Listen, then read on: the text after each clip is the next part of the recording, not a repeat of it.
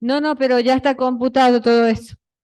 Sí, tienen que venir todos los que ofrecieron el vehículo. Yo también con mi camioneta voy.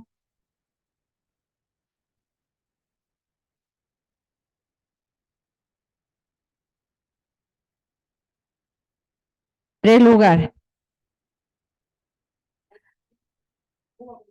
Sí, 4. No, no, ya decidimos dividir entre todos menos los conductores. Ya te vamos a explicar después cómo.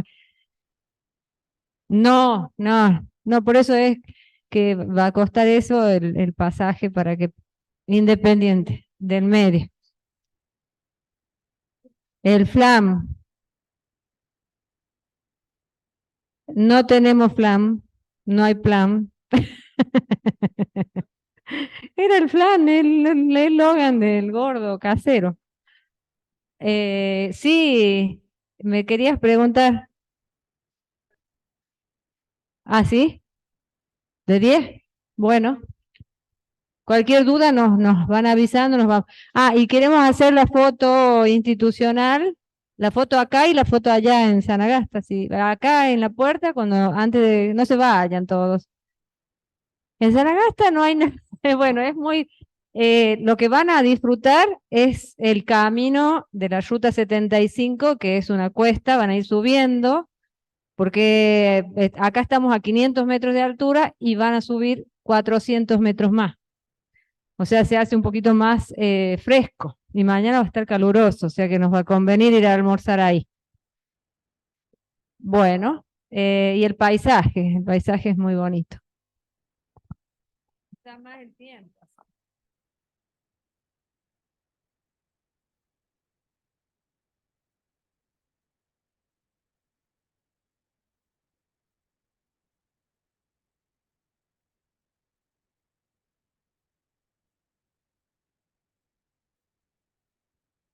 Eh, ¿Qué largamos? Qué raro que no venga Martín. Esperamos unos 5 minutos, largamos. ¿Largamos?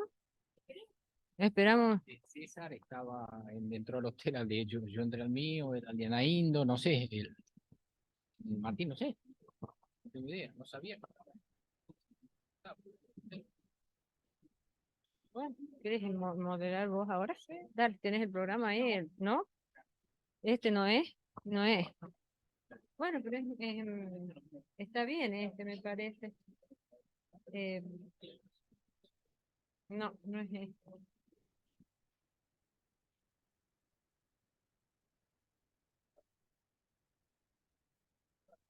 Raging Ciel. Y su efecto es el de las 15. El de las 16, sí, está perfecto, mira. Sí, Bueno. si él me había mandado, Ah, ahí está, sí, era. capaz que, Ese fue el problema.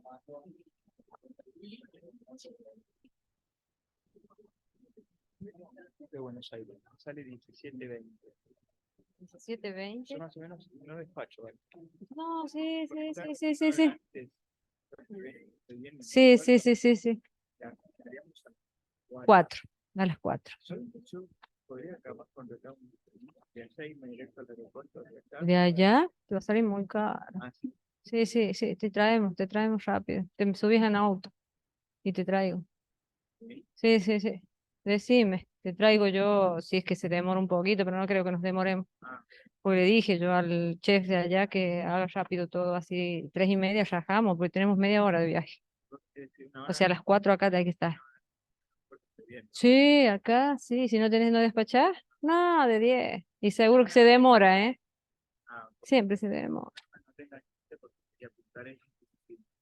Bueno, está en la O sea, dos más, sí, dos más, entonces 32 serían porque teníamos 30. Sí, sí, dale, dale. Sí, bueno. Bueno, hola, hola, ¿qué tal? Bueno, comenzamos con las exposiciones de la tarde. La primera es Riching Yield y su efecto en economías con tasa de interés cercana a cero, a cargo de Daniel Milá y Ramiro Martínez de la Universidad de Buenos Aires. Bien, buenas tardes. Creo que se escucha bien. Bueno, van a ser 3 exposiciones conjuntas que después no sé si paramos en cada una y pueden hacer preguntas o expongo o las preguntas al final de las 3 exposiciones. En particular, es un trabajo que empezó a elaborarse allá por el 2012, 11 años pasaron. De algunas cosas que empezábamos a realizar con algunos colegas y finalmente ese trabajo se dividió en 3 partes. Y viene un poco a colación a lo que pasa ahora. Este trabajo en realidad es una seguidilla de cómo fue avanzando la economía y las finanzas internacionales. Parte con lo que pasó allá después de la crisis subprime, en donde los estados tuvieron que bajar mucho las tasas de interés para estimular la actividad económica. Pero claro, en ese estímulo de la actividad económica y suba de tasas de interés, hubo una diversificación de la renta fija, que ya costaba cara y no había mucho margen de ganancia, hacia la renta variable. Y fue una de las causas, por ejemplo, en el trabajo que expuso el doctor Milanesi, en el cual las empresas empezaron a cotizar más y su EBIT empezó a ser más grande. En realidad, si bien es cierta las cuestiones que plantea, hay un efecto por detrás que tiene que ver con el sesgo de la política monetaria. Mucho más allá de esto, estos trabajos, fuera de un análisis de correlación, porque la correlación lo que tiene el defecto es que plantea asociaciones lineales entre las variables, hay un efecto que es totalmente asimétrico dentro de la política monetaria y mucho más aún dentro de las finanzas. Esto es, no le da lo mismo a las empresas que la tasa baje y que se pueden fondear más barato que suba y se fondea más caro. Pero no por el simple hecho de que pierden o ganan más o menos, sino por el hecho de que la expectativa en la suba o en la baja futura pueda amedrentar las condiciones de financiamiento también. Empecemos con el primer trabajo. El efecto Reaching Yield, primero lo vamos a catalogar dentro de los antecedentes. Como les dije, la Federal de Estados Unidos lo que hizo fue que a partir de la crisis subprime del 2008 empezó a bajar las tasas para estimular la actividad económica. Eso hasta ahí es una película, creo que conocido por todos. ¿Qué es lo que pasó? A ver, generalmente cuando uno trabaja con políticas de baja de tasa de interés, lo que sucede es que los bonos empiezan a cotizar muy por encima de la par o a valores muy caros. Entonces, el acervo de los inversores empiezan a migrar de la renta fija, porque está cara, a la renta variable. Y esto se evidenció y fue un trabajo realizado a partir de la Asociación Estadounidense de Inversores, en donde miramos cómo van cambiando el portfolio de los minoristas a través del tiempo. ¿Y qué es lo que verificamos? Bueno, la línea verde corresponde al diferencial de rendimientos de bonos de Estados Unidos de 10 años y de una duration de 2. Y claramente se verifica que esa línea verde fue hacia el alza, es decir, bajaron mucho los rendimientos de corto plazo. Y a su vez también se evidenció que la tasa de fondos federales, que es la línea negra, permaneció en niveles muy cercanos a cero. Cuando pasa eso en un país es complicado, digo, en Argentina sería ideal que la tasa sea lo más próximo a cero, pero hablando más en general y fuera de lo que es el estereotipo de nuestro país, y la tasa esté cercana a cero implica un banco central que no tiene rol ni evidencia sobre la política monetaria. Esto es, que ya no se puede estimular más la demanda agregada mandando más dinero a la calle.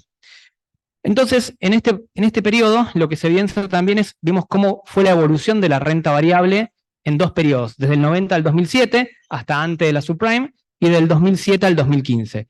Y evidenciamos que los márgenes de ganancia de la renta variable, básicamente, en algunos casos hasta triplicaron los beneficios que han obtenido respecto a la época anterior. Y es cierto, seguramente habrá un contexto más favorable, se evidenciaron muchos más shocks en variables endógenas y exógenas, pero este corrimiento hacia la renta variable, una de las causales fue esa política monetaria en donde las tasas cercanas a ceros le dieron mucha menos diferencia de rentabilidad a los inversores y migraron hacia la renta variable. De hecho, también trastocó mucho el indicador de price earnings. Cuando uno evalúa este periodo del 80 al 2007, en la mayoría de las empresas cotizantes en bolsa vemos que el resultado es dispar. ¿Qué quiere decir? Frente a tasas altas y tasas bajas, evidenciamos como una especie de trade-off. Esto es, cuando las tasas subían, el price earning de la empresa bajaba. Eran empresas mucho más baratas de conseguir. El valor, la capitalización bursátil bajaba considerablemente. Con tasas más bajas, se evidenció que hasta el 2007 el valor de las empresas comenzaba a subir. Pero sin embargo, cuando analizamos esto mismo para el periodo 2008-2015, que son los puntos rojos que ven en el gráfico, evidenciamos que el price earning se mantuvo dentro de todo en los márgenes de 12 hasta 30, dependiendo del sector, pero que eso fluctuó independientemente de cómo fueron las variaciones de la tasa de interés en estos niveles cercanos a cero. Entonces, las tasas cercanas a cero hasta acá trabajaron un corrimiento hacia la renta variable y una estabilidad en lo que fue la capitalización de las empresas. Hasta acá es todo evidencia empírica. También uno podría ver los retornos de la renta fija y variable. Uno ve que ahí la variable, representada por la azul, está por encima de la renta fija. Entonces, este procedimiento en donde el corrimiento hacia la renta variable cada vez era mayor, hizo a los inversores querer más y más tasa. La base de datos que se usó para hacer este análisis parte a colación de la Asociación Estadounidense de Inversores, como les dije, y se tomó el periodo del 2005 hasta el 2018. A partir de esto, dentro del periodo de la Riching Yield, lo que se verificó es que los rendimientos de Estados Unidos estaban en mínimos históricos. Por otro lado, también se verificó que el corrimiento hacia la renta variable fue heterogéneo. Al principio puntearon más las empresas de servicios, de la valoración del intangible, y no casualmente empezaron a valorizarse dentro de las finanzas la evaluación de la intangibilidad. Es decir, no es lo mismo comprar Meta con un Zuckerberg adentro que sin un Zuckerberg adentro. No es lo mismo, por ejemplo, cuando miramos el Banco Santander, que adquirió la filial minorista del Citi. Eso trajo mucho ruido en el mercado. Primero porque existieron puntos de Buenos Aires donde hay dos bancos Santander en una misma cuadra, una locura. Pero fíjense que Citi no ven más. ¿Por qué? Porque compró el flujo, no compró la marca. En la compra reciente del Banco Macro, cuando se habló, esto es algo más interno, el Banco Macro dudaba si comprar la marca Itaú o no. Porque Banco Macro tenía su share de mercado, el Itaú tenía más un segmento más de público ABC1, o sea, un segmento de mayor poder adquisitivo, y estaban en duda si compraban la marca o no. Finalmente se compró. De hecho, ustedes no ven que se están bajando los carteles del Itaú y se están reemplazando por carteles del Banco Macro. Bueno, esta cuestión de la intangibilidad empezó a crear sus frutos o a primeros indicios a partir de este corrimiento hacia la renta variable. De hecho, se crearon técnicas y mediciones de evaluación de marcas, que capaz lo estaré presentando en las próximas jornadas, y estas técnicas de evaluación de intangibles no se evalúan generalmente por flujo de fondos. Hay varios métodos, desde métodos más cualitativos hasta métodos que tienen que ver más con una diferencia de exceso. Y en esta diferencia de exceso o excedente de margen es donde voy a enfocarme en la redacción del Riching Yield en esta exposición. Uno cuando quiere evaluar un intangible, ¿cómo lo evalúa? Digo, de hecho, no pensemos solo en la marca, pensemos en que cada uno de nosotros puede tener valor dentro de una empresa. Cuando se generan los pasajes o cambios de mando, no hablando de empresas familiares, pero de empresas no familiares, a veces el CEO se puede quedar determinado tiempo, o la gerencia o una parte de la misma se queda algún tiempo en lo que son los grandes conglomerados. Pasó, por ejemplo, bueno, sacando la sección de X con Tesla o con la compra de Musk, pasó en varias empresas cotizantes en bolsa. Ahora, esta explicación del recurso humano a la hora de evaluarlo en bolsa, el método más conveniente como para adelantar una próxima aproximación en este trabajo es por el excedente de margen. ¿Qué quiere decir? Imagínense cualquier empresa, digo, por si tienen ganas de evaluar un fondo de comercio más ligado afuera. ¿Qué es lo que diferencia una marca? Digo, se me ocurre ahora, hace calor para un café, pero se me ocurre Starbucks. Una vez un amigo me dijo, sos un tonto, en realidad usas otra palabra. Vas a un lugar para que te cobren más caro el café y encima te lo tenés que servir vos. Y sí, tiene razón. Generalmente la marca tiene un precio diferencial. No vale lo mismo un café en Starbucks que un café en un kiosco. Pero a veces no es el único requisito de una marca y a veces no está. También la marca lo que tiene es un share de mercado cautivo. No pensemos en un Arcor, una empresa alimenticia que tiene un share bastante alto. Pensemos en una pizzería de barrio. Tiene un share preferencial. Bueno, esta exposición de la política monetaria mundial a la caída de tasas de interés causó un cimbronazo en las finanzas, en lo que es en otras cosas, pero en particular en lo que es la evaluación de intangibles. Y esta evaluación de intangibles, ¿cómo se hace a simple rasgo? Bueno, piensen en la utilidad de una empresa y por qué una empresa vendió X monto. Bueno, una parte porque compró un bien, lo procesó o simplemente intermedió, puso a disposición ese bien final con un determinado markup. Bueno, esa ganancia en realidad fue producto de dos cuestiones.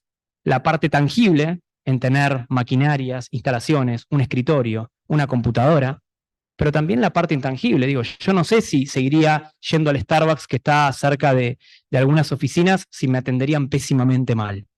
Entonces, de hecho, también hay procesos dentro de una empresa en donde empleados con experiencia van adquiriendo, al menos en los primeros pasos, por la misma mayor productividad porque aprenden a hacer más repetitiva su tarea. Entonces, si pudiésemos aislar la ganancia total de la empresa, el resultado del ejercicio, a su parte tangible ligada a bienes de uso y otras cuestiones, por diferencia podríamos sacar lo intangible. Y ustedes me dirán, bueno, entonces buscamos la proporción y la multiplicamos. No, tampoco. En la evaluación de intangibles se usan solamente 3 periodos. Pensemos en el caso de la harina Blancaflor. Yo no cocino, soy un desastre, nunca los invitaría a comer algo casero por mí. Pero si recuerdan, cuando la harina Blancaflor sacó a la mujer mestiza, decían, somos una empresa igualitaria, no tiene por qué estar una mujer ahí, y menos a una mujer mestiza. Y lo que parecía ser algo, no sé, normal, creo que ya no hay nada normal, ¿no? Pero lo que parecía ser algo lógico de política comercial, se le terminó dando vuelta. ¿Qué tiene de malo que esté ahí una mujer o un hombre? ¿Y qué tiene de malo que sea mestizo o no mestiza? Automáticamente en las líneas de supermercados, en los supermercados de cadena, la harina Blancaflor, de estar del tercer stand, donde accede gente de la edad de altura estándar como yo, pasó a estar en el segundo nivel abajo. Había que agacharse un poco para verla. Bueno, fíjense hasta dónde va la política de tasas bajas en la diversificación de renta variable, hasta pensar que en el valor de la renta variable puede ser diversificado no solamente según el sector o el mejor o mayor mercado, sino también pensar que en la diversificación de la renta variable hacia una parte más cualitativa. ¿Cuál es el valor de una marca? Bueno, el año que viene profundizaré un poco más el caso. Decíamos entonces que la política de rating yield afectó también a lo que es el sector privado no financiero, a las familias estoy hablando, no es un análisis a nivel agregado esto. Cuando uno ve la proporción a partir del 2008, aumentó la proporción de lo que las familias tenían en acciones en desmedro de instrumentos de renta fija. Y de hecho también eso se verifica dentro de la exposición al riesgo que tienen las compañías de seguro. Y ahora, claro, estamos en una etapa contraria, ¿no? Me dirán, me viene a hablar de tasas de interés baja y el Banco Galicia nos da créditos a personas físicas al 663%, el francés está más o menos ahí, para las empresas un poco menos, pero claramente es carísimo endeudarse hoy en nuestro país. En base a eso, 200 economistas, entre los cuales participé yo, hicimos un paper que seguro circuló por algunos diarios, que es el espejismo de la dolarización. ¿Qué es lo que asistimos en el mundo ahora? Asistimos a, no lo circularicen mucho, ya no, como le dije a algunos, no quiero más pasar por algún juzgado. Entonces, pasamos ahora a una época de tasas bajas, una época de tasas altas a nivel local e internacional. Sí, el mundo está caro. Y de hecho, uno de los corrimientos que se verificó, gracias a esa política monetaria expansiva, esa política de tasas bajas, para ponerlo bien en el llano, es que se infló mucho el mercado, se infló mucho las valuaciones, más allá de vientos a favor y políticas económicas eficientes o no. Y de hecho, junto con ese mayor corrimiento a la renta variable, hubo un mayor sesgo a la dolarización.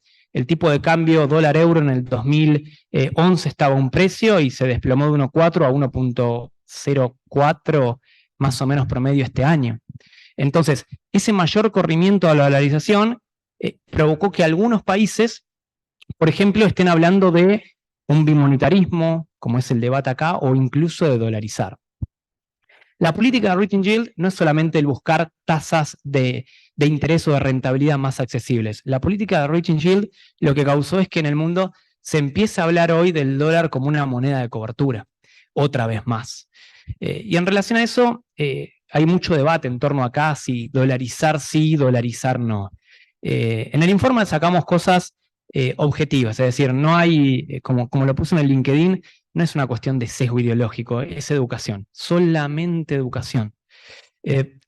No se puede dolarizar, primero, si no hay un nivel de dólares, digo, eso es de manual. No se puede dolarizar si no pasa una reforma por un congreso. No se puede dolarizar si de hecho la mayoría de las personas no lo adaptan. Tampoco se puede dolarizar si el sistema bancario no está preparado para. No se puede dolarizar de un día para el otro. y en Argentina va a estar bastante complicado, principalmente por las relaciones contractuales que tienen los mercados de cobertura. Sin embargo, aunque fuese posible, uno podría tomar experiencias como El Salvador o como Ecuador, en donde realmente no mostró que las tasas de interés desciendan, sino que muy por el contrario, Ecuador está teniendo tasas de interés cercanas al 10% anual. Parece muy poco frente al 30% que podría salir hoy Argentina a colocar deuda, pero es bastante más alto que las tasas de Paraguay, que tasas de Bolivia, que prácticamente son a la mitad o un poco menos. Entonces, dentro de esta política de buscar tasas de interés más alta, si bien hubo un sesgo hacia la renta variable y un sesgo hacia la dolarización, también polarizó la escena política de muchos países. Argentina es un ejemplo de ello. En lo mejor de los casos, los esquemas que hay actualmente, y hablando de las dos grietas y transformando quizás esta pequeña exposición en los debates que hay hoy en los cuadros técnicos de los dos bandos, llamémosle a los dos candidatos de la oposición y al del oficialismo, está la cuestión de, por un lado, dolarizar en una parte de la oposición, y por el otro lado, la otra candidata, junto con el candidato oficialista, hablan de un bimonetarismo más o menos controlado. La realidad es que, más allá de que sea sincero o no, lo que están pensando hoy no voy a decir la clase política, pero los equipos técnicos, para ser objetivo en lo que digo, es esperemos que el dólar se vaya muy arriba, porque mientras más arriba se vaya, el costo de cambiar el sistema monetario va a ser prácticamente regalado para el gobierno que asuma. Si uno lo tiene que pensar mejor, digo, estaríamos aceptando una mayor inflación a lo que queda de diciembre, ¿no? Y pensar que todo esto que vivimos acá quizás más exacerbado, el mundo también lo está viendo, ¿no? Las tasas que tenemos nosotros. De hecho, estamos midiendo la inflación hasta el 20 de septiembre, 14,8 alimentos, y no terminó septiembre, 14,8 alimentos. Cuando vemos el mundo, la inflación también volvió a ser un problema.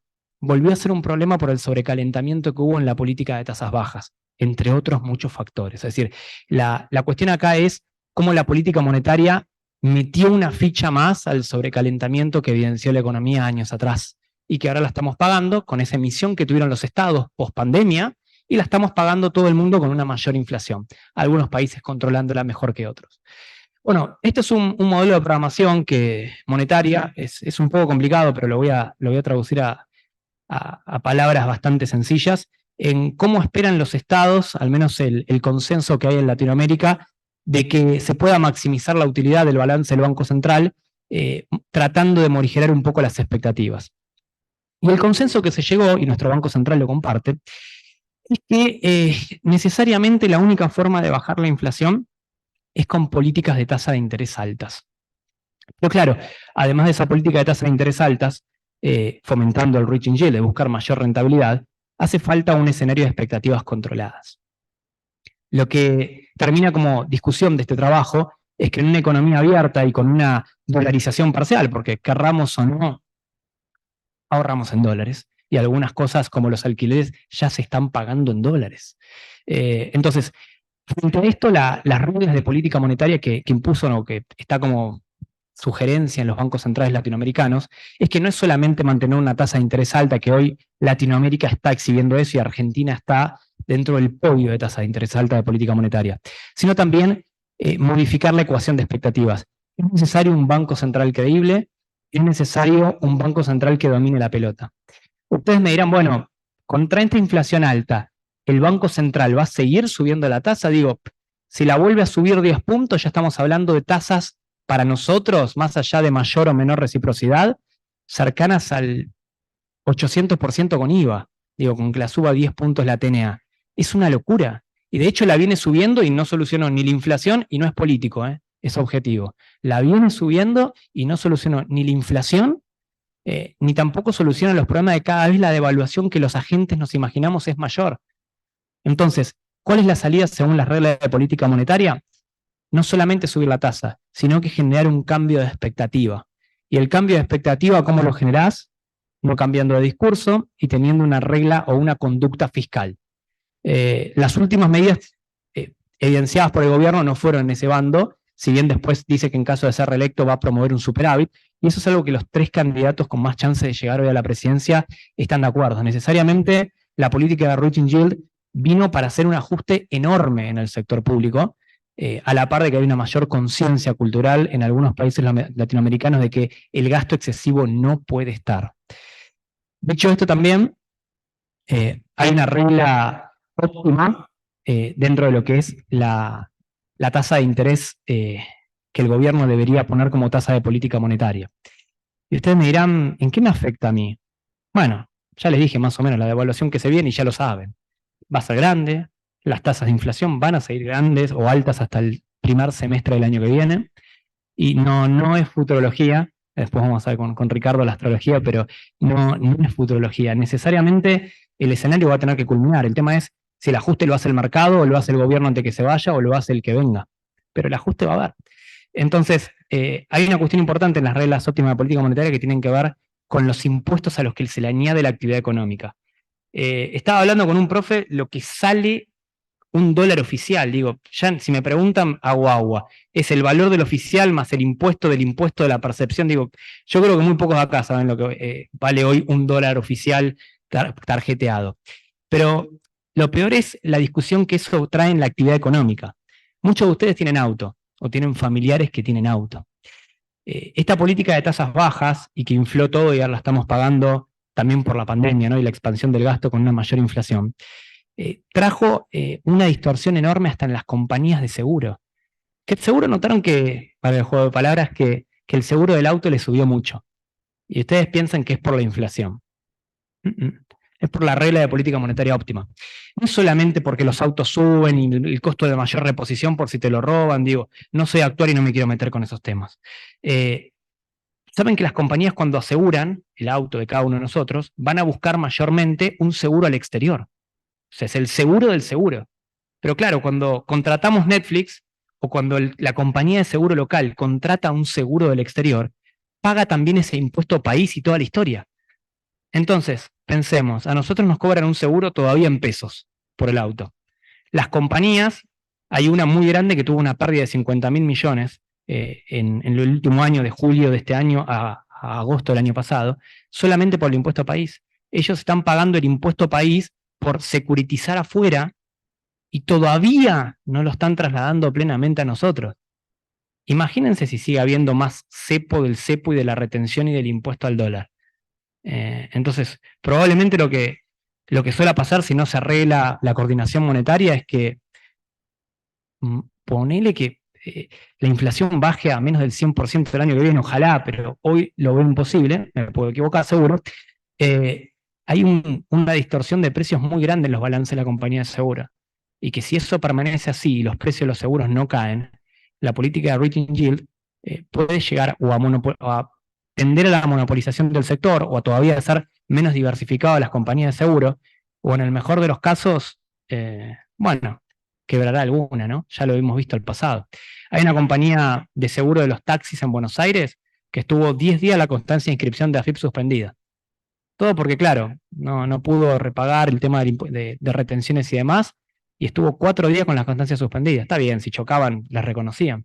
Pero imagínense que eso se generalice. Digo, no es grave la situación, pero empecemos a pensar lo que puede llegar a pasar cuando los países gastan de más o hay periodos prolongados de tasa de interés bajas.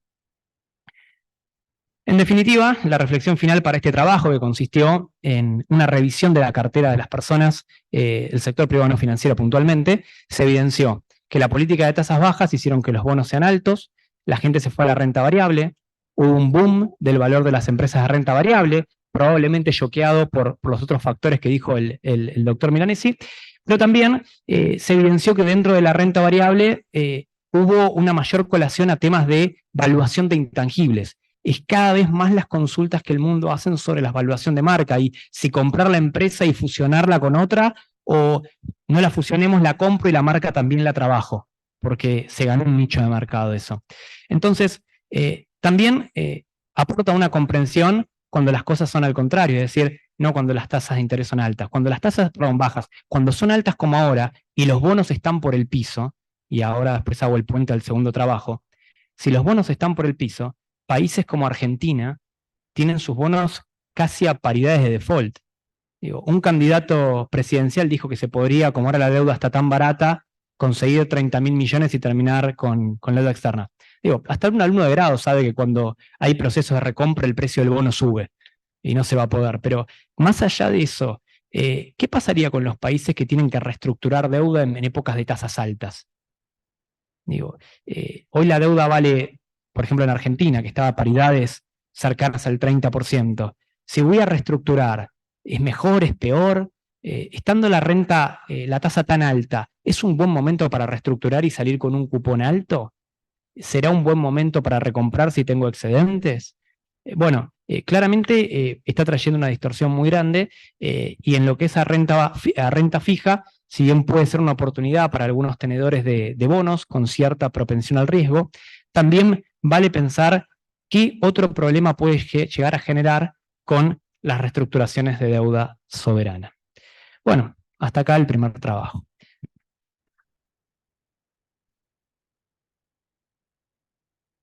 ¿Dudas, consultas?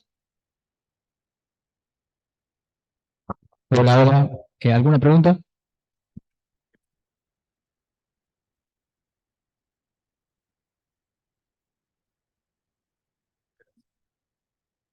¿Cómo estás? ¿Cómo te va? Sergio.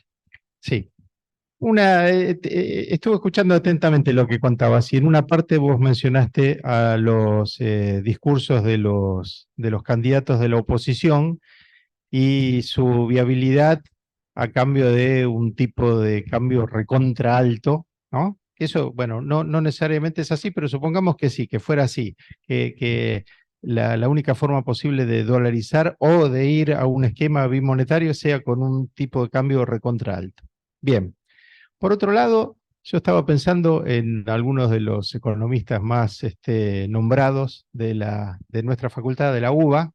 Estaba pensando, por ejemplo, en Frenkel, en Lavagna, en Conesa, y ellos siempre postularon un tipo de cambio recontra alto. Entonces digo, y la crítica que hiciste vos, o por lo menos que yo entendí como crítica, capaz que estoy equivocado, pero la crítica que hiciste vos era que un tipo de cambio recontra alto tiene un pass-through a precios. Entonces, la pregunta mía es, ¿tipo de cambio recontra alto sí o tipo de cambio recontra alto o no? O con condiciones. Es distinto. Frente a este déficit y digo, fíjense lo que vale, creo que lo que vamos a ir mañana vale 8.700, no sé, creo que eran casi 10.000 pesos, ¿no? Y si uno se lo pone a pensar, una salida vale en algunas provincias, en Buenos Aires, una boleta de luz de un mes.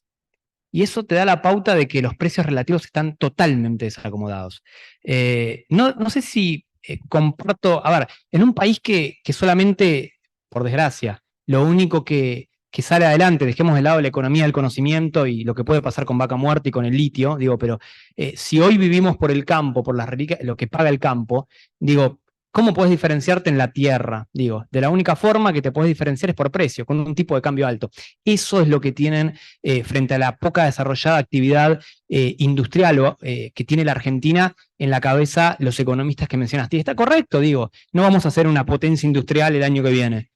Tenés que diferenciarte por precio. De ahí va que el tipo de cambio es alto. Pero yo no voy a la concepción macroeconómica de la teoría de fondo de esos autores. Yo lo que digo es, frente a esta cuestión de precios relativos tan distorsionados, digo, el monotributo, le decía a un cliente el año que viene va a subir 100% por la medida jubilatoria.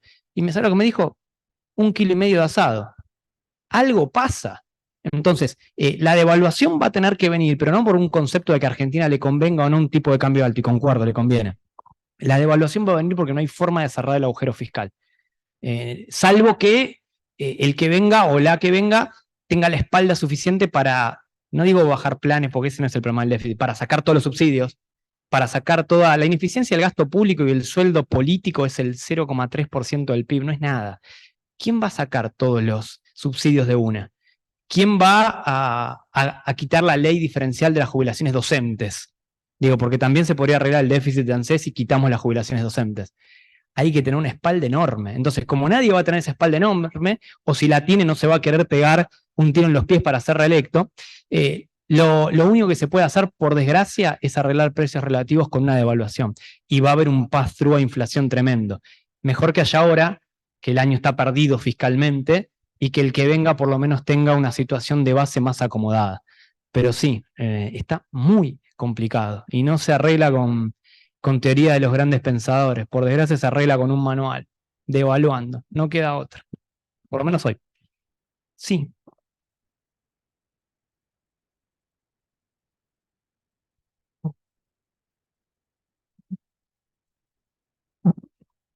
Gastón Milani, sin gusto.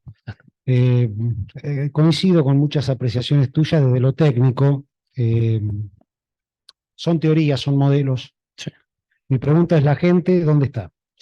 Porque todos lo sabemos a esto. Estos datos los manejás, los manejamos. La pregunta del millón es: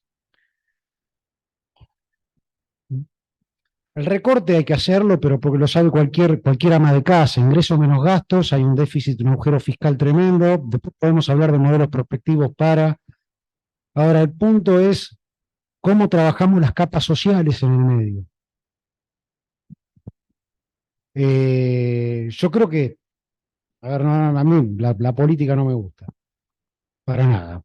Yo creo que cualquiera de las personas que aspiran a liderar el país, si esto fuese fácil, lo implementarían de un día para el otro. Pero tenemos un tema social que nos excede y que vamos a tener que empezar a mirar, porque sí, devaluamos y licuamos, o el mercado te ajusta y licuamos, ¿no? O le aplico un tijeretazo al gasto. En el medio de la gente. Exactamente, sí. De hecho, te lo pongo de otra forma. Países que tienen un mayor acceso al mercado de capitales, que de hecho en el paper lo hablaste explícita e implícitamente, un mercado de capitales más diversificado se podría financiar el déficit con emisión de deuda y no con monetización del déficit, es decir, imprimiendo. Entonces, la solución, digo, el objetivo de máxima y primordial sí es la gente.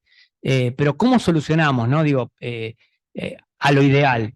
Primero tenemos que empezar diversificando el mercado de capitales. Si no podemos financiarnos genuinamente, estas crisis recurrentes de que por una expansión del gasto para que me reelijan van a seguir reeditándose para cualquier tipo de gobierno. Hoy, por desgracia, la realidad comió todo. Digo, ojalá me equivoque, ojalá, pero creo que si hacemos una encuesta, digo, no queda más que devaluar. Y sí, va a haber un 2024 en donde para la gente no va a haber nada. Va a haber un 2025 en donde si ajustamos rápido, quizás empieza a entrar un poco de financiamiento y podamos bajar la tasa de inflación. Entonces el primer shock pasa por bajar la tasa de inflación, que la canasta básica suba pero a tasas menores y empezar a mejorar los índices de pobreza e indigencia. En el medio, si se puede, algún programa social. Pero la verdad es que como está la situación, magia, no se puede. No, por eso.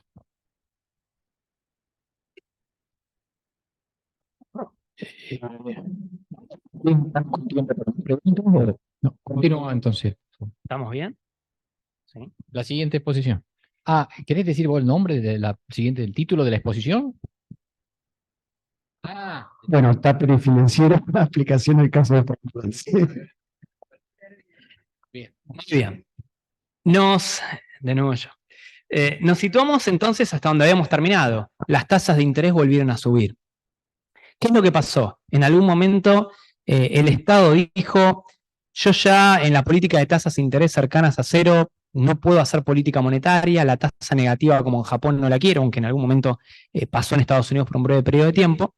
Entonces empezó a ponerle fin a lo que se llamó políticas monetarias no convencionales. ¿Qué hacían? Como el Banco Central ya emitir no podía bajar más la tasa, empezaron a recomprar deuda pública. La recompra de bonos por parte del Banco Central o del gobierno, lo que hizo fue aumentar el precio de los bonos, ¿sí? Y cuando los recompraba, inyectaba dinero en el mercado. Entonces, es una política monetaria no convencional, porque no es que el Banco Central imprime dinero y lo manda, sino que hace una política de recompra de bonos. El tapering es, puntualmente, empezar a ponerle fin a esa política de compra de activos del gobierno. Entonces, en esa forma de ponerle fin a la compra de activos del gobierno, hubo algo bastante relevante, que es que los inversores empezaron a ver que el precio de los bonos ya podría no subir más y que por el contrario empezarían a bajar. llegó un momento en que estuvo tan y tan bajo que empezó a hacerse lo que en economía se llama taper tantrum. El taper tantrum tiene que ver con que el incremento en la tasa de interés que pensaba el gobierno que iba a pasar al dejar de comprar los bonos, el precio caer y la tasa subir, iba a ser, no sé, 3, 4 puntos, la media de Estados Unidos. Empezó a ser mucho más de lo que los inversores pensaban. Entonces empezaron a ver que esa suba era demasiado exagerada. Entonces, ¿qué es lo que pasaba? Vamos a ver cuál fue la génesis del problema y qué es lo que derivó esa política de tasas bajas y que después la tuvieron que subir. Uno cuando comparaba la tasa de fondo de Estados Unidos versus la tasa sombra, la tasa sombra tiene varias referencias, pero acá yo la trabajo en este paper, como la tasa que esperan los agentes que se den en el próximo informe de la Fed. Por ejemplo, ahora en el próximo informe están dudando a ver si la suben o no. Bueno, el problema fue que las tasas sombras, el mercado se comió que Estados Unidos iba a tener tasas negativas. Entonces, ¿qué es lo que pasaba? De nuevo, hubo un corrimiento de la renta fija a la renta variable. Esas políticas fueron en el marco de un quantitative easing, que era la emisión por parte del gobierno, del Banco Central, para estimular la actividad económica. Se dieron cuenta que eso ya no servía, y dejaron de emitir y dijeron, bueno, recompremos bonos e inyectemos dinero. Ya eso tampoco servía, el Banco Central se estaba quedando sin instrumentos, y empezó a haber un problema muy grande a nivel financiero. ¿Y cuál fue el problema? Las compañías de seguro, el sector privado no financiero. Muchos agentes tenían bonos del gobierno. Y no pensemos en Estados Unidos, pensemos en países, si se quiere, emergentes. Y métanle a Argentina dentro de la clasificación de emergentes, siendo generoso.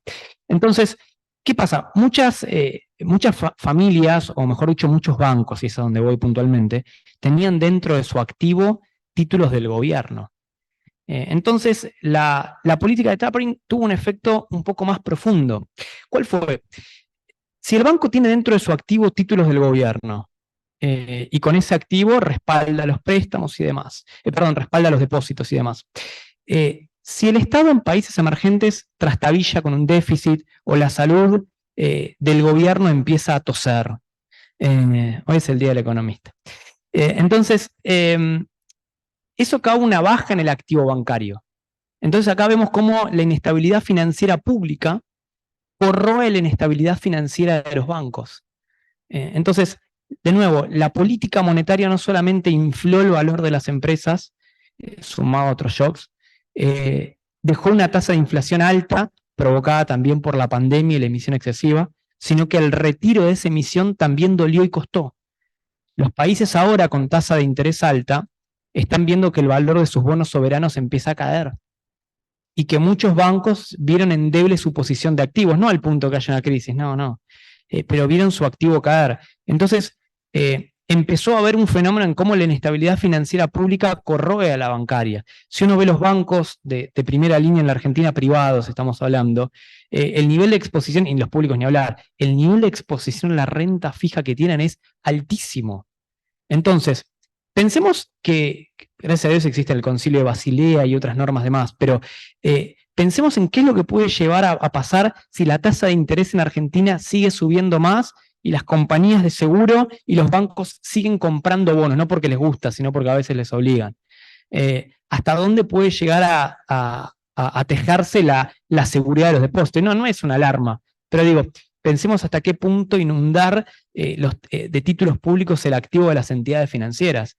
Entonces, coexistimos en un mundo en donde el financiamiento genuino de los estados, en aquellos soberanos, en donde no tienen libre apertura de mercado de capitales, como Argentina, puede ser un síntoma de una agudización de futuras crisis bancarias.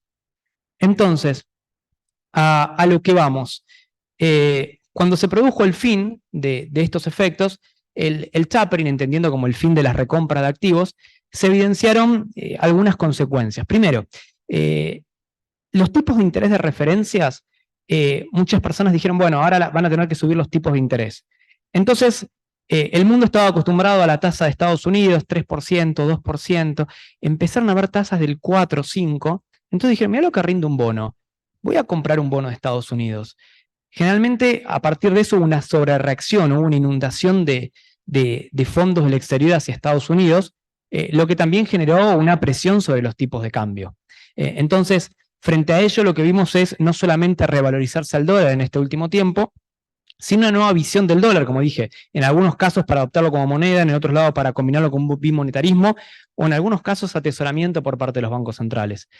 También, junto a esta sobrereacción de los agentes, empezaron a, dentro del segmento de carteras financieras, a aceptar un mayor riesgo, porque claro, la tasa de interés normal de Estados Unidos había subido, y en los países causó una ralentización de las tasas de crecimiento económico, es decir, todo el mundo empezó a crecer menos, y de nuevo, todo fue intensificado por la pandemia, por esa política en donde Estados Unidos empezó a ser barato financieramente en el 2008.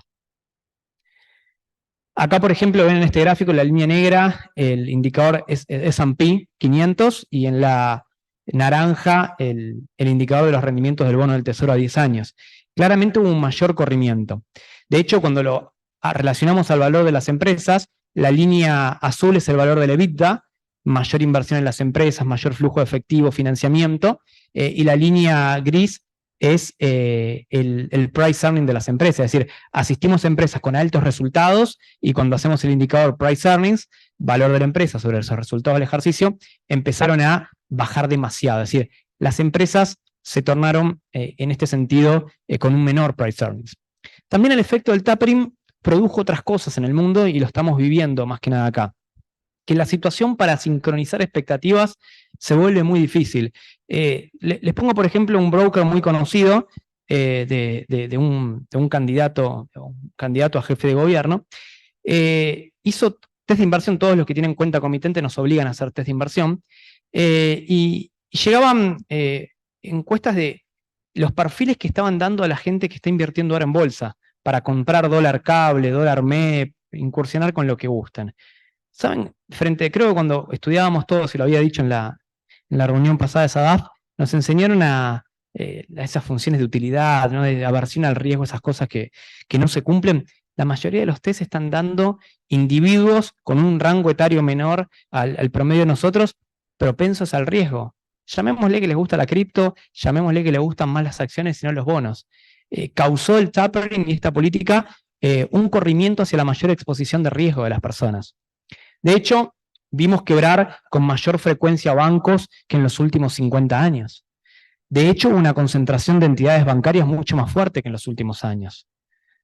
En definitiva, la política de tapering lo que causó fue una alta volatilidad de la renta fija, países más privilegiados que otros para obtener financiamiento.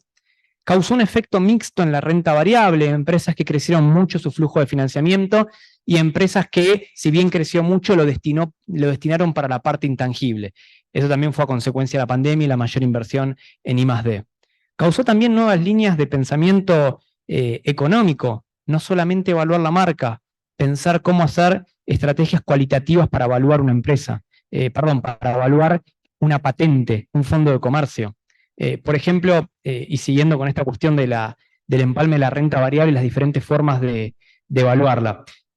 Una de las formas de evaluar una patente, por ejemplo, una vacuna, es hacer una tabla con la inversión que las personas tengan que la empresa tenga en formación de capital humano, con la tasa de retención de clientes, con la tasa de expulsión de empleados, con los fondos invertidos en I+D, con los fondos perdidos en inversiones truncas. Bueno, se hace toda una tabla de evaluación en un sistema de scorecard y eso da más o menos el valor de la marca.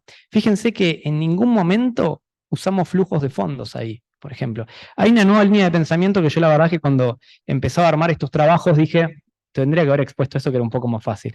Pero dije, bueno, ya lo tengo y para el año que viene entonces espero verlos. Y después también tuvo un efecto en los países emergentes. Hubo países como Ecuador, en donde la reestructuración de deuda, en la cual se realizó hace 1 año y medio, me parece, lograron una reestructuración prácticamente del 100% a tasas del 6-7% anual. Fue bastante buena, pero claro, hay países como el nuestro en donde no fue como no fue. También hay diferentes expectativas en el mundo. Por ejemplo, En el mundo, el gobierno sube la tasa de interés, la inflación cede. Cede en Uruguay, cede en Brasil, cede, más, menos, pero cede. Acá sube la tasa y la inflación no cede. Entonces, hay países donde realmente las expectativas están descoordinadas y hay países en donde hay más o menos confianza con el Banco Central. Como fuese, si bien la política del Reaching Yield acostumbró a la gente a una tasa de interés muy alta, esta política del tapering lo que dice es, la acostumbraste a una tasa tan alta que ahora la gente es más propensa al riesgo. E incluso las entidades bancarias son propensas a tener más activos nocivos. De hecho, hay más riesgo en el sistema bancario internacional, producto de los quiebres que se dan con mayor frecuencia en el último tiempo que anterior a 1990. Y por último también, no es lo mismo trabajar en un soberano con acceso al mercado de capitales que en un soberano con expectativas descoordinadas y mucho más aún en donde el estímulo de la tasa de interés, que es el brazo derecho del Banco Central, perdió. Entonces, en conclusión, el tapering es lo que somos ahora. Apuntamos alto, queremos ganar mucho. El tema es que eso en el costo de la economía real es muy, muy caro. Muchas gracias. ¿Dudas? ¿Estamos bien de tiempo? Sí. ¿Preguntas? El tema de los acuerdos que hay con Francia, China para hacer el intercambio comercial en moneda local con relación a la moneda de cuenta que era el dólar con respecto al dólar en Estados Unidos, que obviamente debería elevar la tasa. Y que ese paso que mantuvo la tasa al PIB igual. Por ahora. Por ahora y se refieren el derecho a aumentar con los que. Eso es más o menos que la puede llegar a subir, es lo que entendió el mercado. Pero bueno, más allá de eso, está muy buena la pregunta. De hecho, lo que vos nombrás que son swaps de monedas, era ese tema que quería traer, pero dije, ya está esto escrito y vamos a presentarlo, si no se vuelve más viejo. Entonces, es buena pregunta. ¿Quién no conoce en el curso algún alumno chino o china? Tenemos más. Si se dieron cuenta, tenemos más. Yendo a esto, es como un cambio de cultura financiera importantísimo. De hecho, China no solamente ejerce un rol de potencia mundial ayudando con créditos. Esos créditos, además de no ser gratis porque tienen tasa de interés nominal positiva, esos créditos van condicionados a la apertura de mercados, la ruta de la seda, por ejemplo, pero también la dominancia no ejerce solamente presión sobre los préstamos conseguidos, sino que también la dominancia apunta a un control de los sistemas financieros. ¿Cómo? No prestándote solamente plata. China prefiere que le des un swap antes de prestarte fondos. ¿Por qué? Porque obliga a que los flujos de comercio ya no sean con el dólar, sino que sean con el yuan. Entonces, esa dominancia que ves en el mundo en conceptos de tapering todavía no le impactó a China. ¿Por qué? Porque sus bonos no son una referencia al mundo. Pensemos que eso que mencionás vos, que de los swaps de monedas, si pueden ser un aliciente a las nulas reservas prácticamente que tenemos. La diversificación de eso en el mundo lo que causa es una mayor dominancia de China. Todavía no se vio eso en los mercados de renta fija. De hecho, China es un gran acreedor de Estados Unidos porque tiene muchos bonos. Por ahora no lo veo, a mi parecer, dentro de las políticas de tapering, pero sí es cierto que a futuro, y lo vamos a presentar el próximo año, este tema de swaps, además de ser el contrato secreto, sí podemos decir algo bastante creativo. No es solamente un swap de yuanes por dólares, tienen como contraposición también tratar de con los yuanes que los chinos puedan comprar los bienes de acá, o sea, pagar las importaciones. No dependen del dólar, pero hay algo más, que en el caso de que se incumpla alguno de los acuerdos de inversión que tienen, pueden ejecutar alguna de las reservas del país. Por desgracia, es lo que se comenta en el mercado, pero cuando uno va a países que hicieron público ese acuerdo porque China no les prestó la plata, dijeron, no me prestó porque querían de garantía esto, ¿no? Entonces, es una dominancia muy grande que está fuera del contexto de lo que es el tapering. Pero sin lugar a dudas, si el gobierno de Estados Unidos continúa con esas tasas altas y la renta fija está baja, no me quiero imaginar qué pasaría si los inversores salen de Estados Unidos. Y no porque China gane o no, porque si China es uno de los grandes acreedores y Estados Unidos es el corazón del mundo y China el motor, si querés, no sé hasta dónde va a llegar el auto, ¿no? Entonces, el peligro más que la dominancia con el swap, el peligro es que la tasa de interés salta, no le salte a China, porque donde China suba la tasa y Estados Unidos sube la tasa, va a haber un corrimiento de fondos de los países emergentes a los países más desarrollados. Y ahí no me quiero imaginar en la crisis de deuda que nos vamos a meter. Fue la crisis de Estados Unidos. Lo llamativo fue que China invirtió más, le prestó más dinero a Estados Unidos. ¿Me entendés? Ese es un tema que es interesante también conocerlo. Cuando fue, creo que fue en el 2018, que Estados Unidos tuvo problemas con la crisis, lo llamativo fue eso, que China compró más bonos de Estados Unidos, teniendo más, prestando dinero a Estados Unidos, Porque que era estaban baratos. que era el país que estaba en crisis. Eso es lo llamativo también. En realidad, los bonos estaban a tasa alta, estaban muy baratos, y lo que dijeron es Estados Unidos siempre más o menos se mantiene. Comprémoslo que ahora que está barato. El tema está que si bien es una gran ganancia en el balance contable, en el balance del central de China, en el banco chino, ahora le trajo más problemas, porque no puede derrotar financieramente a un enemigo comercial, si querés llamarlo así, y hasta creo que me equivoco en el término, sin dejar que sus bonos bajen, porque si sus bonos bajan, terminan perjudicando al balance central del banco chino. Y si eso pasa con los problemas que tiene China ahora con el tema del crédito, la ralentización del crecimiento producto del tapering, de nuevo, ¿no? Tenemos al auto que ya no le anda nada. Es muy crítico porque lo que terminó siendo una política de dominancia le terminó jugando en contra y creo que ahora lo está pagando. ¿Alguna otra pregunta?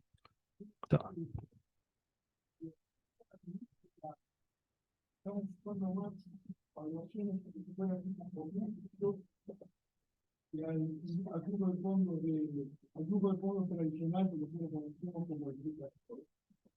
No obstante, los grupos de fondos de múltiplos se construyen después de muchos años de historia del grupo de fondos de contado. Por lo cual, si lo dejan de lado. Y por eso. Lo dejan de lado para la evaluación de intangibles. Es cierto que la política ahora, que las empresas no valen nada en flujo, Argentina hablando, ¿no? Uno recurre a múltiplos, pero claro, también tenés el problema en que los múltiplos necesitas historia. Entonces, acá en Argentina no se puede hacer futurología de eso, porque nuestro mercado de capital es así.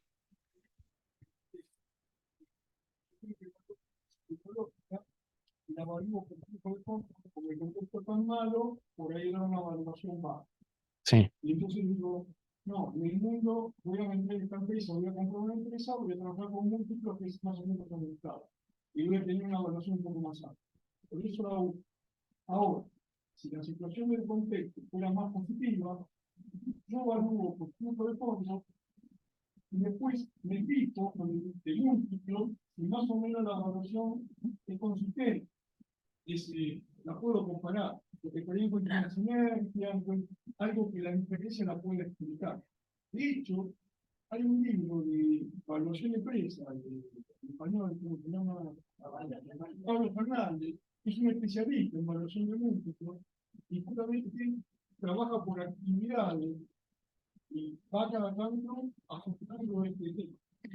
La forma en que se evalúan hoy las tecnológicas, no hablo de Argentina porque hay muy poco unicornio, pero bueno, o gran en relación a Latinoamérica, es evaluar el flujo de corto plazo por flujo de fondos y el valor terminal hacerlo por múltiplos. Eso es lo que se usa hoy para tecnológicas. Muchas gracias. Sí, Damián.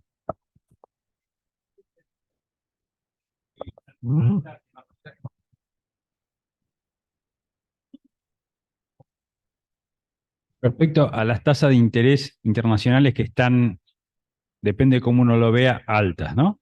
Estados Unidos, 5%, recientemente también Europa subió y bueno, no sabemos qué va a pasar. ¿Cuál es tu presunción de lo que puede pasar de aquí en adelante de Estados Unidos y qué podría pasar en Argentina? Que hoy en día vos recomendás de que tendrían que subir las tasas de interés o una fuerte devaluación, pero tampoco hay margen para subir tasas de interés por todo el efecto contrario. ¿Cuál es tu perspectiva? A ver, la política de tasas altas no puede continuar para siempre en Estados Unidos y Europa. El tema es, lo que preocupa no es cuándo bajen, porque algún momento van a bajar. Ya se logró más o menos controlar la inflación en lo que es la eurozona y en Estados Unidos va camino a eso. El problema es cuando bajen. cuando cuando bajen las tasas y algo de los flujos que hoy están en Estados Unidos venga a los emergentes, ¿a qué país van a venir? Suponiendo que vengan acá, algún marginal puede venir a invertir acá, podemos tener una presión mucho más baja sobre el tipo de cambio. Pero la perspectiva, al menos que se marca, es, en lo que queda del año no van a bajar, pueden bajar a partir del segundo trimestre, tercer trimestre, pero cuando eso ocurra, los países que se van a ver beneficiados con un menor riesgo sistémico van a ser únicamente los países que tengan una situación al menos medio controlada en lo que es la apertura de mercado de capitales y en lo que es el flujo restrictivo que tienen a la hora de volverlo a girar al exterior. La impresión que hay, y esto es más bien generalizada con los fondos de afuera, es que Argentina no va a estar ahí y que lo único que nos podría llegar a solucionar un poco el tema fiscal es, digo, para que podamos volver a conseguir dólares y no depender, es un poco el litio, es un poco vaca muerta y es un poco la economía del conocimiento, pero no vamos a llegar a ver los efectos de la baja de tasa y el derrame que va a haber de los países desarrollados a los países emergentes. No, me parece que esta vez vamos a quedar afuera de esa ola. Bueno, muchas gracias. La próxima presentación también es de Daniel. Último. Sí, evaluación de acciones tecnológicas norteamericanas y su vinculación con la política monetaria. Bien. Vamos a ver este tema. Por acá, lo último que vimos, o como resumen, es los bancos centrales aplicaron políticas expansivas al principio, dinero barato, después tuvieron que subir las tasas, más aún después de la pandemia y la expansión del gasto. Asimismo, también se detectó que las empresas tecnológicas subieron mucho. En finanzas se llama el término, bueno, primero vamos a ver lo general, ¿no? El rojo que tienen ahí es el NICE, que son el índice de empresas tecnológicas, subió mucho más que los principales índices de Estados Unidos y algunos europeos. Ahora, ¿a qué se debió a que las tecnológicas subieron más? Y ustedes me dirán, bueno, puede haber sido la pandemia un poco, sí, pero subieron más porque junto con esta pandemia hubo esta política de tasas altas y las acciones tecnológicas son las que verifican mayores crecimientos porcentuales en las utilidades. Entonces, frente a esto, hay varios modelos, de hecho, algunos que comentó Ricardo y que seguramente van a trabajar después, y al que pido perdón porque después me tengo que ir a dar clase de posgrado después de esto, y no voy a poder estar. Hubo varios modelos en economía que sirvieron para modelar el riesgo, ¿no? Y creo que el que primero les viene a la mente, funciona la corona, es el de Markowitz, después está Sharpe y demás. Bueno, y en general, digo, después del modelo de Markowitz, que fue tan útil como criticado hoy en la actualidad, digo, repasando muy brevemente los defectos que postula Markowitz, es, primero trabaja con la rentabilidad del activo en cuanto a un promedio. No sé, puede ser. Después trabaja el riesgo en cuanto a la varianza. Es horrible trabajar el riesgo con la varianza. No voy a ser muy matemático, les prometo, pero si se acuerdan, la varianza era agarrar un valor, restarle al promedio, elevarlo al cuadrado y no sé qué más, ¿no? El tema está que cuando uno eleva algo al cuadrado en la varianza, está suponiendo que le da lo mismo subir 4% que caer 4%, porque el cuadrado da 16. Entonces, el problema con Markowitz es que supuso que el riesgo es simétrico. Y de hecho, ni la política fiscal es simétrica, ni el riesgo financiero es simétrico. Somos más reactivos, como lo habíamos planteado en las exposiciones pasadas, a las malas noticias que a las buenas. En este sentido, después vino un modelo superador, que es el modelo KPM. Digo, las críticas son bastante, digamos, extendidas y las sabemos. Digo, la tasa libre de riesgo, no vamos a decir qué tan libre de riesgo es, pero ¿cuánto es? Digo, Estados Unidos, lo hemos visto, cambió de tasa libre de riesgo a lo largo de los años. El beta, digo, sí, está bien, lo podemos sacar de una página y si la empresa no cotiza en bolsa, lo desapalancamos, lo volvemos a apalancar con los ratios de deuda de la empresa local, pero es un análisis de regresión lineal. El beta es una pendiente, y una pendiente supone cambios simétricos, y simétrico no es la vida, digo, no me da lo mismo sacarme un 8 en un parcial que un 4, donde el promedio es 6, prefiero sacarme el 8. Entonces, después también las críticas que se le hacen al modelo KPM es esa tasa de mercado que tiene que ser representativa. Digo, capaz hay un nicho de mercado en donde la tasa de mercado no es representativa. A su vez también, esa tasa de mercado puede tener oscilaciones en el tiempo y podría ser fluctuante. Y a la vez no necesariamente es el mercado donde incursiona la empresa. Y por último también, cuando uno trabaja con los modelos KPM en econometría y le hace un R cuadrado, que es un coeficiente que para simplificarlo, imagínense la cómoda de uno donde tiene las remeras, tener todos los cajones llenos es, además de ser muy ordenado, es tener toda la información del modelo. Los R cuadrados, o sea, la potencia explicativa del modelo del KPM, no superan, no sé, exagerando en los que vi el 20-25%. Digo, no es un buen modelo predictivo, pero claro, está en la convención, se usa, no nos peleemos con el WACC, se usa. Ahora, sin embargo, después hubo unos modelos superadores, que son los que trabajo acá, que también tienen sus críticas, que son los de Fama y French. Fama y French crearon dos modelos, uno se los conocen como el modelo de 3 factores, el FF3, Fama y French 3, y el FF5, que tiene 5 factores. Esos modelos son bastante distintos al modelo KPM. Ese modelo KPM, como les dije, hay críticas en la medición de la tasa de libre riesgo, en cómo considero el beta, en las linealidades, en qué tan representativa es la tasa de mercado, e incluso aunque todo eso esté bien, qué tanto poder predictivo tiene.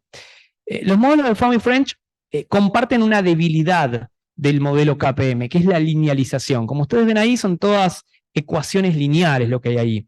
Bueno, la linealidad no solamente es mala en finanzas porque no hay cosas lineales, sino que también es mala porque suponen que el efecto permanece constante todo el tiempo. Y no, la verdad es que no da lo mismo. Si charlábamos que los agentes son más propensos al riesgo, a incursionar en riesgo en sus carteras, eso ya no debería serse lineal. Debería ser cuadrático, otra formulación. Por otra parte, los modelos de Fama y French, en el modelo de 3 factores, consideran que la prima por riesgo está diversificada por la exposición al riesgo diversificable, también está explicada por el tamaño de las firmas, es decir, no es lo mismo que caiga una empresa grande que caiga una empresa chica, y también está por cuánto es el patrimonio neto, es decir, el valor libre por si la liquidamos a la empresa de la forma más común que hay. Entonces, por fuera del modelo KPM, lo que tienen en cuenta es el tamaño, tienen en cuenta qué tanto riesgo tienen dentro de su estructura contable, y tienen en cuenta cuánto es el patrimonio neto. Después el modelo de 5 factores amplía esta cuestión, y ese modelo de 5 factores considera también la rentabilidad que tiene la empresa por un lado, y por el otro lado, la rentabilidad que tienen los negocios de riesgo. Y la aplicación que trabajé para estos modelos son las empresas FANG, conocidas en finanzas, esto es Facebook, que ahora es Meta, Google, Amazon, Netflix, Tesla, Nvidia, Apple y Twitter, que ahora es X. Y lo que se puede probar es que todas esas empresas, que son las que están ahí, las 4 primeras, duplicaron, o más que duplicaron el valor en relación al resto de las otras cuando la Fed anunció el fin del tapering. Entonces, el crecimiento de estas empresas, impulsado también por la pandemia, se debió no solamente a las políticas de fin de tapering, sino que volvió a traer a la luz los modelos de Fama y French. Esos modelos, cuando les vemos la capacidad predictiva, ahí bien chiquito ven que dice R cuadrado, bueno, es cuántas cajas de información dentro del ropero explican las variables. Se ve que los modelos de Fama y French tienen un poder predictivo mucho más grande que el modelo KPM. De hecho, hay algunas evaluaciones de empresas que están empezando a usar la metodología Fama y French para ver las diferencias de WACC en relación a la fórmula de KPM, y hay otras que continúan con el modelo KPM tradicional. El modelo Fama y French de 3 factores tiene menor poder explicativo que el de 5, lógicamente, son más variables, pero también hay algunas particularidades para tener en cuenta. La primera cuestión particular de este modelo es que el coeficiente beta, ese coeficiente que estaba asociado a el riesgo diversificable dentro del modelo, recuerden que esto no es KPM, no es la misma exposición del beta, es simplemente la exposición que tiene al riesgo la empresa, resultó ser muy significativo en las empresas, y se probó que las empresas tecnológicas son mucho más riesgosas, pero también las más priceadas en el mercado de capitales. A su vez también, dentro de la variable S que medía el tamaño, evidenciamos que esas empresas crecen más en donde los mercados de capitales son más profundos. Después, la variable H, que tenía que ver en los modelos de Family French de 3 factores con la exposición al patrimonio neto, acá tiene algo bastante concreto. Esas empresas no tienen mucho bienes de uso, las empresas tecnológicas. De hecho, lo que se prueba es que por tener poco patrimonio neto, o a medida que tienen más patrimonio, es decir, que tienen más bienes de uso, mejor dicho, el valor de las empresas cae. Son empresas medidas puramente de intangibles. Y tiene un debate, ¿no? Porque digo, ¿cómo evaluamos el riesgo de recupero si finalmente el negocio sale mal? ¿Contra qué ataco? ¿Contra una patente que es otro intangible? Entonces, estos modelos de Family French vienen a colación de, mirá que estos modelos se usan para un ambiente mucho más riesgoso como el de ahora, en donde importa la profundidad del mercado de capitales y en donde no me importa que las empresas tengan un valor libre relevante. A su vez también, más allá que estas variables fueron significativas, podríamos descomponer los efectos. Trabajé este caso como para Argentina, no hay muchas empresas tecnológicas, pero coticé los ETF, los CDR que hay de esas empresas acá. Y la realidad es que en Argentina vemos que si bien se cumple todos los modelos de Family French, tenemos una limitante que es el tamaño de mercado. Y lo que digo, yo pensé que no iba a dar significativo, pero sin embargo me dio significativo el tamaño de mercado en Argentina. Entonces, ¿cómo se puede explicar que el reducido tamaño de Argentina pueda contribuir a explicar que el valor de estas empresas sigue creciendo o creció durante ese periodo?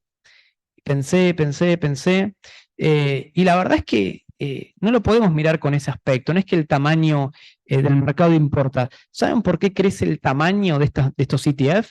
Porque la gente acá no va a comprar una tecnológica porque es tecnológica. Como es un ETF, es un instrumento que yo puedo comprarlo en pesos, pero que está ligado, como es una empresa de afuera, a las variaciones del dólar.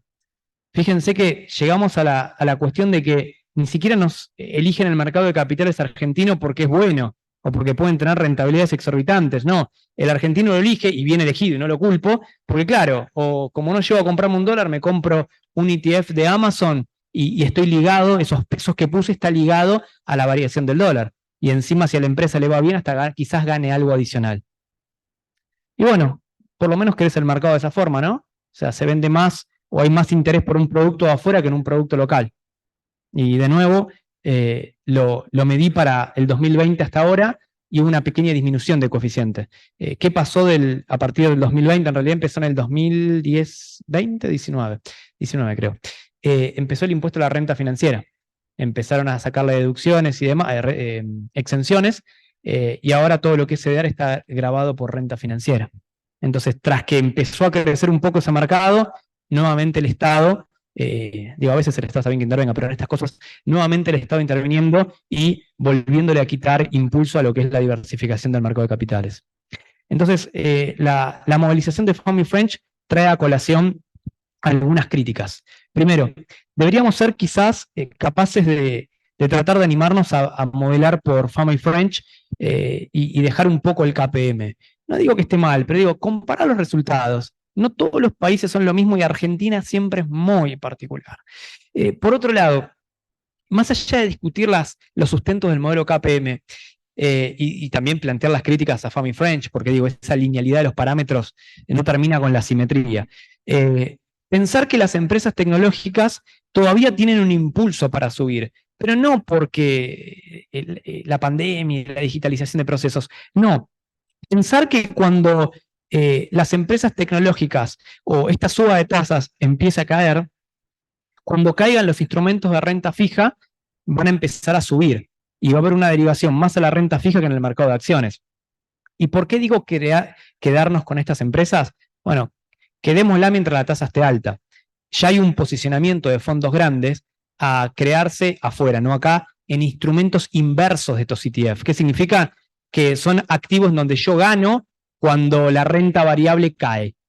Entonces, si uno empieza a ser prospectivo y mirar esos mercados de futuros con los ETF inversos, se están dando cuenta que el mundo evidencia el fin del tapering, evidencia que las tasas altas no van a durar para siempre y que ese corrimiento que hubo de la renta fija a la variable ahora se va a trastocar y va a ir hacia la renta fija. Entonces, lo que nos dice es, queda todavía un poco más de impulso para crecer esas empresas, pero ojo que esto podría llegar a terminarse. Últimas conclusiones finales, y con esto termino. Es muy superador el modelo de Family French de 5 factores que al 3 y al KPM. Si bien persisten las linealidades, hay una relación causal, de nuevo, entre esta política monetaria que empezó con el quantitative easing, siguió con el reaching yield y terminó con el tapering, en la evaluación de empresas tecnológicas. A su vez también subieron tanto que hay una sobrevaluación bastante excesiva en algunas firmas después del COVID. Y por otro lado también, uno podría pensar qué pasaría con un deslizamiento futuro de las tasas de interés. Si la tasa de interés finalmente sube porque la Reserva Federal prefiere ser precavida, la FANG todavía tiene algún paso más para crecer. Y claro, todos estos eventos nos obligan a repensar las formas tradicionales que tenemos de evaluar por flujo de fondos a las empresas. Muchas gracias. ¿Dudas? Sí. La suma de tasas y la expectativa es que las personas van a volver a subir, porque el problema que tenía la Unión la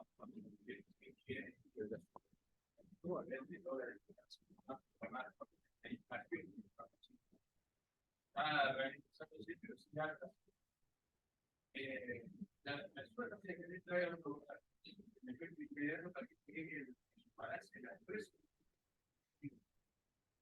La actividad económica va a tender a caer, pues ellos van a levantar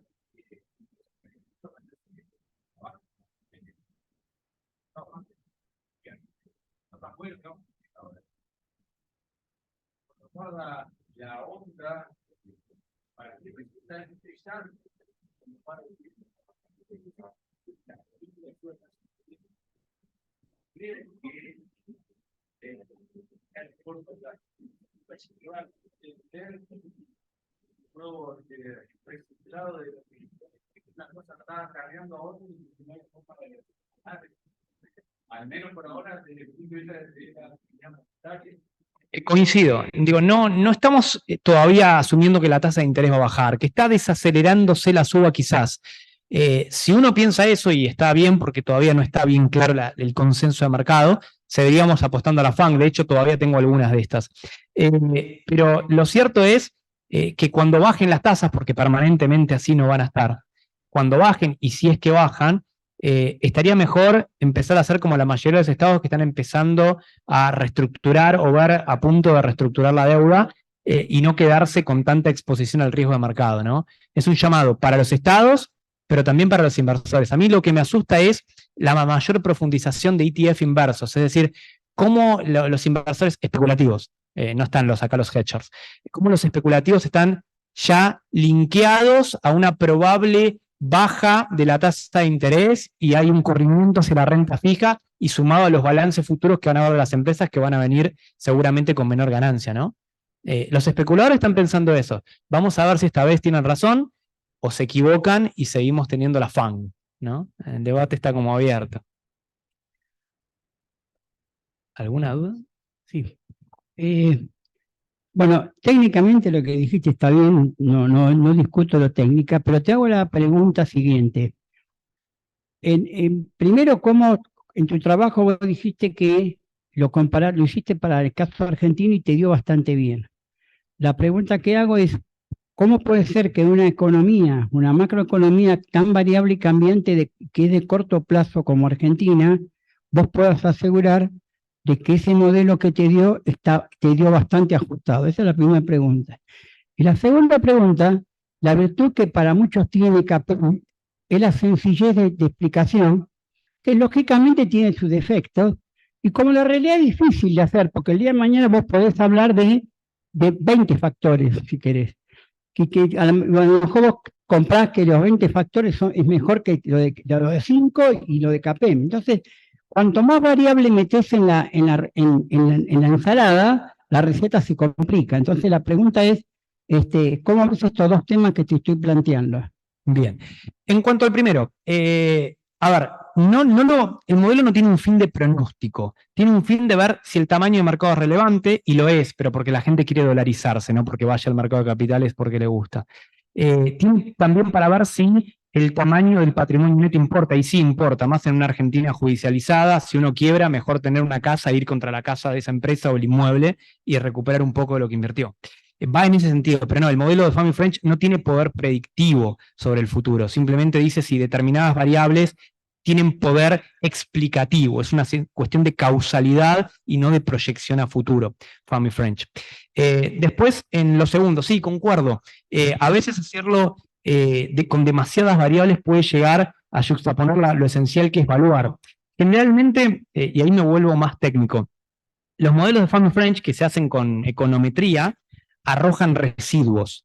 Yo lo que trabajo es, hago el KPM y después le introduzco las simulaciones de Monte Carlo, entonces le pongo alguna distribución de probabilidad y uso los desvíos estándares de la regresión de Family French para modelar estocásticamente el WACC. Sí, eso es mejor. Sí.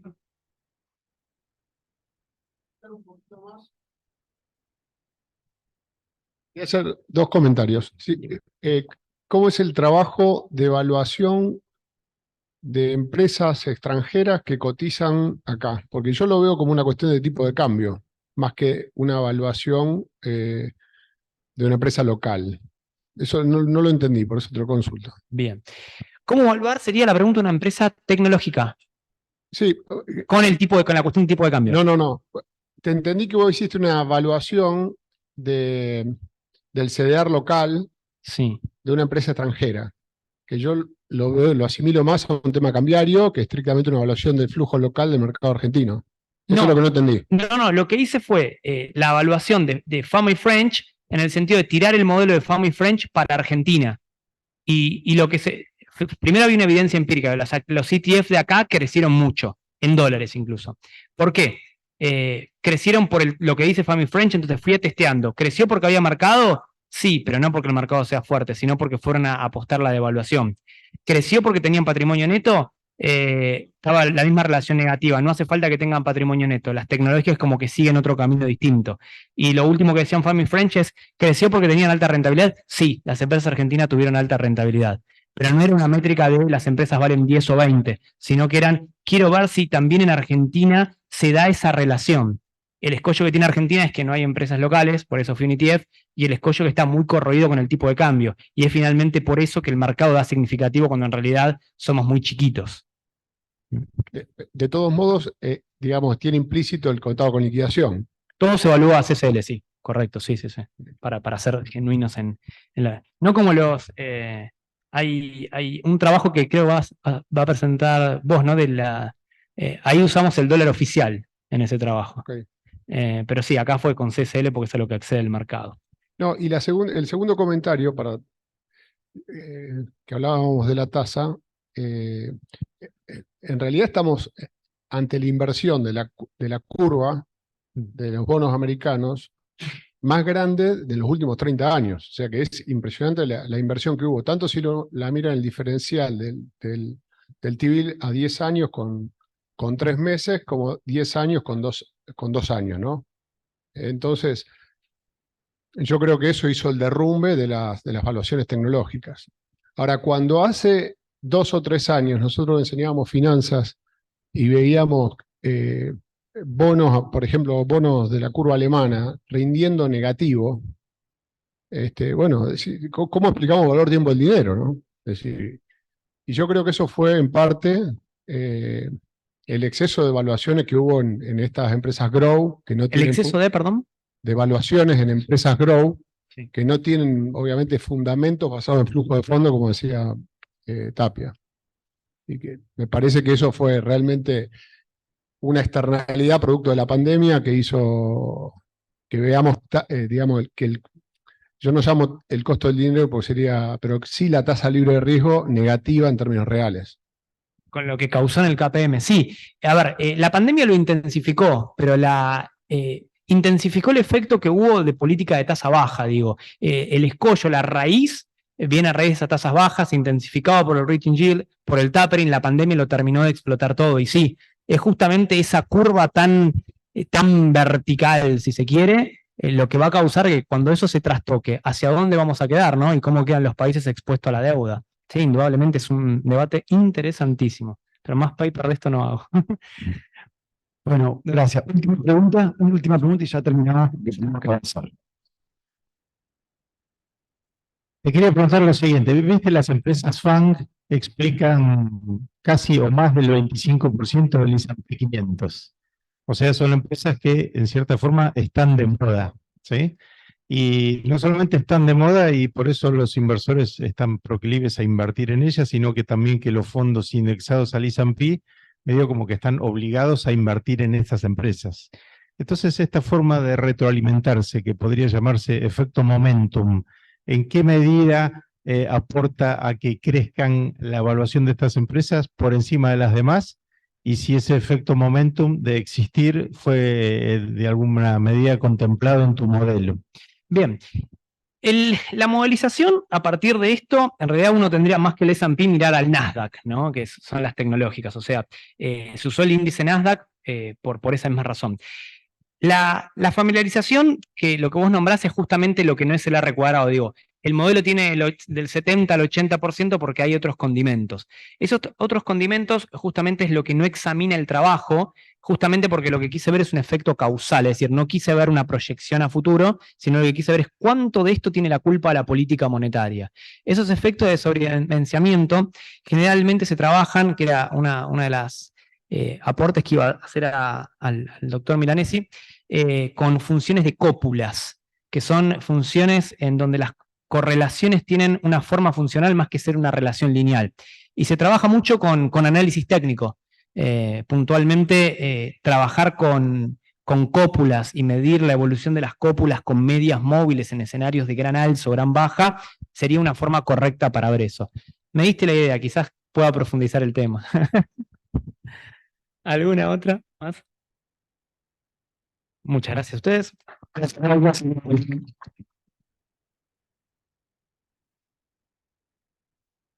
Bueno, vamos a avanzar con el siguiente trabajo. En este caso es el trabajo a cargo de Ricardo Fornero, y el título es La doctrina de la astrología financiera, creencias, prácticas y evidencia.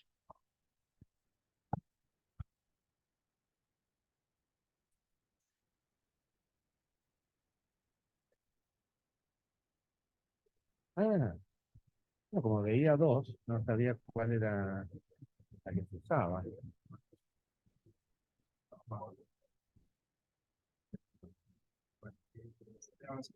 No, no, me salía.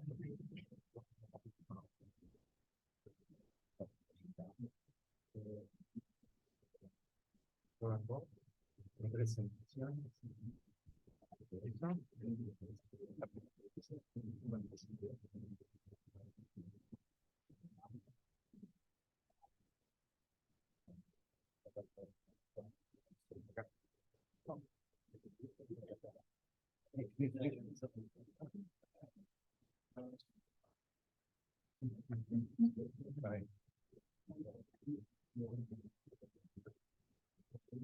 Ahí está, no, es fácil, lo que pasa es que cuando la presentación.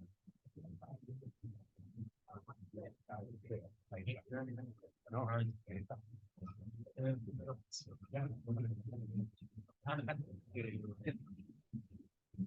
Bueno, te agradezco. Ya estamos.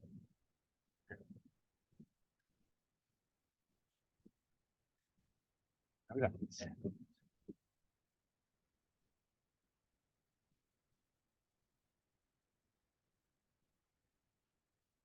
Así, anda. Bien, entonces estábamos con todos los detalles técnicos. Lo lindo de esto es que se ve todo lo que uno hace mientras prepara la cosa. Bueno, yo esta vuelta quería compartir algunas ocurrencias acerca de este tema de astrología financiera, la doctrina de astrología financiera la llamo yo, porque quiero referir un poco a lo que creen, o sea, qué creen los que creen en eso, y en qué medida tiene alguna relación con lo que pasa, digámoslo así.